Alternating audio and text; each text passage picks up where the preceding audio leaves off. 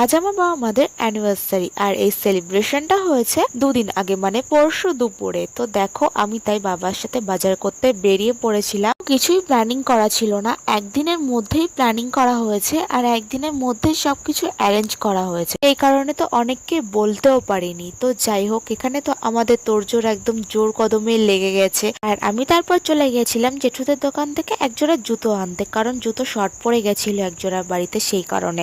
আর নতুন জুতো পেয়ে পুরোনো জুতো হাতে নিয়ে নিয়েছি গাইস, দেখো আমার অবস্থা। আর বাড়ি এসে বেগুন ভাজা দিয়ে ভাত খেয়ে নিয়েছিলাম। ডাল আলু ভাজা ছিল কিন্তু খেতে ইচ্ছা করছিল না। আর এসে দেখি ভাই আর বোন এখানে গেম খেলছে। আর এটাও দেখো একটা ভাই আর বোন, মানে বাড়িতে কুচি কাচাদের ভিড় জমে গেছিল গাইস।